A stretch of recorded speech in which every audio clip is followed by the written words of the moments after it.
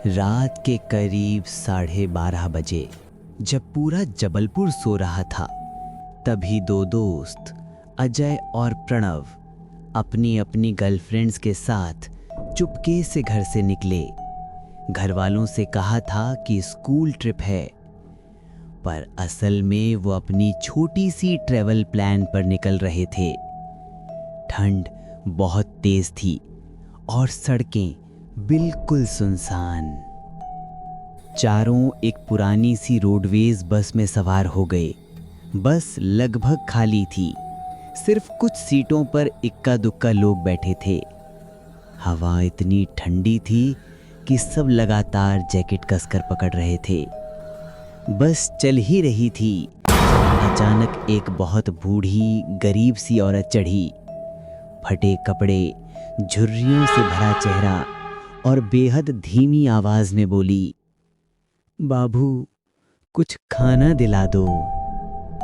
प्रणव के पास पैसे कम थे, इसलिए वो झिझक कर बोला, माताजी मेरे पास छुट्टा नहीं है।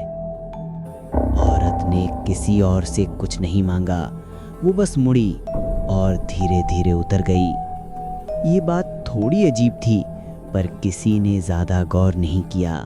थोड़ी दूर चलने के बाद बस एक छोटे ढाबे पर रुकी। तभी एक और बूढ़ी महिला चढ़ी। इस बार हाथ में जामुन जैसे फल थे जो वो बेच रही थी। अजय ने मदद करने के इरादे से कुछ जामुन ले लिए, लेकिन तभी मानसी ने अजय का हाथ पकड़कर कहा, अजय ये औरत मुझे पहली वाली जैसी ही लग रही है। बाकी सबने कहा, अरे यार हर बूढ़ी औरत एक जैसी थोड़ी लगती हैं। मगर मानसी के चेहरे पर बेचैनी साफ थी। ठंड इतनी बढ़ गई थी कि चारों एक दूसरे से सटकर बैठ गए। धीरे धीरे सब सो गए, पर मानसी अचानक जागी। जब उसने चारों तरफ देखा तो बस लगभग पूरी खाली थी, और तभी उसकी नज़र सामने पड़ी। एक बूढ़ी औरत अपनी गोद में किसी शिशु जैसे कपड़े में लिपटे हुए बच्चे को झुला रही थी और बेहद धीमी डरावनी सी लोरी गा रही थी, चुप हो जा, सो जा मेरे लाल। आवाज इतनी ठंडी थी कि मानसी के रोंगटे खड़े हो गए।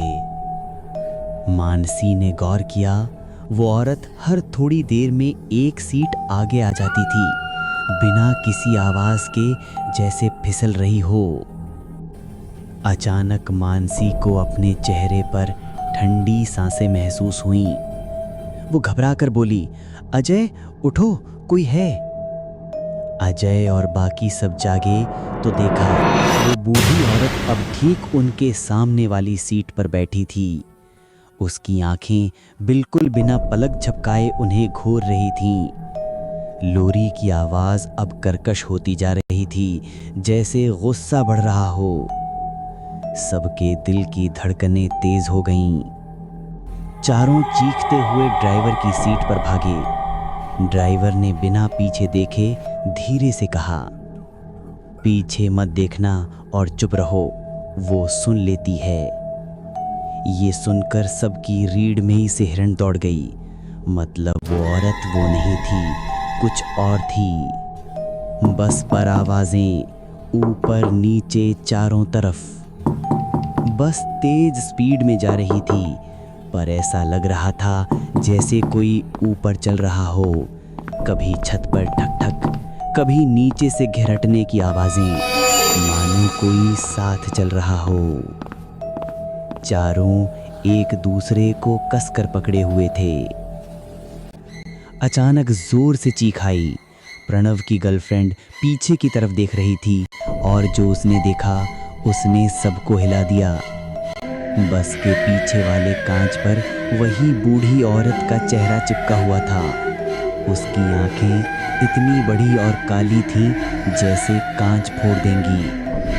सब जोर जोर से चिल्लाने लगे। ड्राइवर ने तुरंत हनुमान चालीसा की रिकॉर्डिंग चला दी। कुछ ही पलों में आवाजें धीमी होने लगीं। वो चेहरा गायब हो गया। जैसे तैसे सुबह हुई और बस अपनी मंजिल पर पहुंची। उतरते ही चारों सीधे वॉशरूम भागे, चेहरा धोया, खुद को संभाला। ड्राइवर धीरे से उनके करीब आया और बोला, तुम लोगों ने उसे देख लिया है, लेकिन किस्मत अच्छी थी कि उसने तुम्हें छुआ नहीं। उसने बताया कि उस रोड पर एक औरत की आत्मा अक्सर दिखाई देती है, कभी भीख मांगने, कभी कुछ बेचने, कभी बच्चे को लेकर सफ़र करने वाली यात्रियों की तरह। जो कोई उससे उलझ जाए उसे वो कई दिनों तक परेशान करती है। फिर गंभीर आवाज में बोला, इस रास्ते पर कुछ दिन मत आना और जो देखा है उसके बारे में किसी से मत कहना। चारों एक दूसरे को देखकर कांप उठे, पर शुक्र था कि वो सब जिंदा और सुरक्षित थे।